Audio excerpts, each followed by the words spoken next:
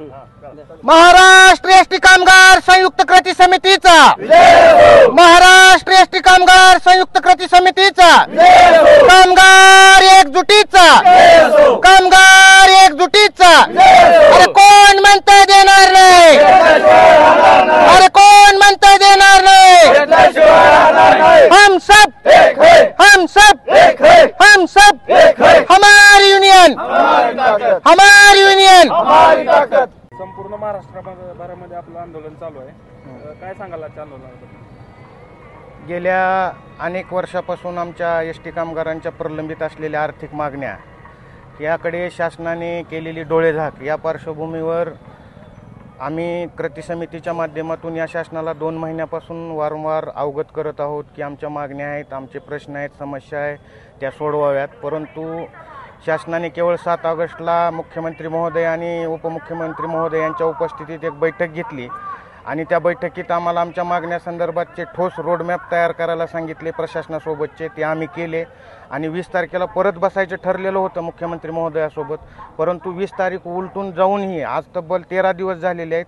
आज तगायत मुख्यमंत्री महोदयांनी किंवा शासन स्तरावरून आमच्याशी कुठलाही संपर्क साधलेला नाही किंवा आम्हाला त्याविषयी ठोसपणे आश्वस्त केलेलं नाही। परिणामी आज आम्ही या कृती समितीच्या माध्यमातून राज्यभर बेमुदत धरणे आंदोलन करतो आहोत आणि जोपर्यंत आमच्या आर्थिक मागण्या याबाबत शासन ठोस असा निर्णय घेऊन तो मान्य करत नाही तोपर्यंत हे आमचे बेमुदत धरणे आंदोलन हे सुरूच राहणार आहे। मागील वेळी देखील आपण असंच आमरण उपोषण म्हणजे अशाच मागण्यासाठी आपण धरणे आंदोलन केलं होतं, त्यावेळी मागण्या मान्य झाल्या होत्या का? मागील वेळी जे झालेलं होतं ते धरणे आंदोलनाच्या वेळेस अचानक बाह्यशक्तीने येऊन त्यामध्ये घुसखोरी करून ते आंदोलन हायजॅक केलेलं होतं। ते आंदोलन एका वेगळ्या मार्गावर गेलं। त्या आंदोलनाच्या माध्यमातून कुणाला तरी व्यक्तिगतपणे किंवा सामूहिकपणे टार्गेट करण्याचा प्रयत्न होता, परंतु हे जे आंदोलन आहे हे कुणालाही विरोध करण्यासाठी नाही, कुणालाही वेठीस धरण्यासाठी नाही, कुणाला तरी डॅमेज करण्यासाठी नाही, परंतु हे आंदोलन हे आमचं फक्त आमच्या मागण्या आमच्या पदरात पाडून घेण्यासाठी आहे। यामागं कुठलाही राजकीय उद्देश नाही, कुठलाही राजकीय द्वेष नाही, फक्त आणि फक्त एसटी कामगारांच्या प्रलंबित आर्थिक मागण्यांना न्याय मिळण्यासाठी हे आंदोलन उभं केलेलं आहे। कोणत्या कोणत्या आर्थिक मागण्या आहेत आपल्या? आम्हाला राज्य परिवहन महामंडळात कार्यरत असणाऱ्या सर्व स्तरातील कर्मचाऱ्यांना राज्य शासनाप्रमाणे वेतन मिळावं ही आमची प्रमुख मागणी आहे। आणखी कुठल्या कुठल्या मागण्या? बाकीच्या अगर सोयी सवलतीविषयी मागण्या आहेत त्याही राज्य शासनाप्रमाणेच मिळाव्या त्या आहेत, परंतु प्रमुख मागणी ही राज्य शासनाच्या कर्मचाऱ्याप्रमाणे वेतन हे एसटीतील कर्मचाऱ्यांना मिळालं पाहिजे ही आमची प्रमुख मागणी आहे।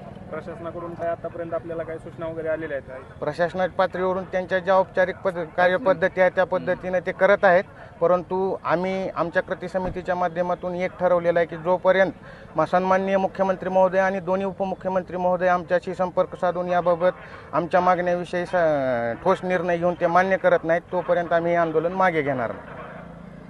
अचानक एसटीचा संप झालेला आहे, काय आपल्याला काय गैरसोय होत आहे का? हो, यायला प्रॉब्लेम होईल कॉलेजला, ती पेपर ती चालू आहेत आमची। कुठून आलेला आहेत आपण? तुळजापूर। तुळजापूरहून आलेला, आता जाण्यासाठी कसं काय काय काय करणार आता? मित्राच वाट बघावं लागेल 7 वाजेपर्यंत, संध्याकाळी 7 वाजेपर्यंत वाट बघावी लागणार आहे।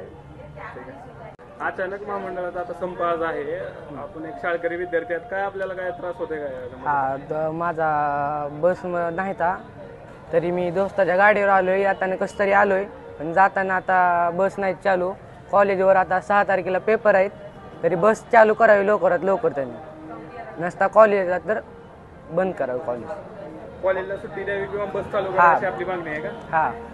सकाळी कसं आलाय आपण? सकाळी मित्राच्या गाडीवर हात करून आलो, तर जाताना येताना कसं तर आलोय, आता जाताना अवघड आहे, जाताना बस पण नाही, पास काढलेला आहे, नसता कॉलेज तर बंद करावं, नसता बस तरी चालू। किती किलोमीटर जावं लागेल?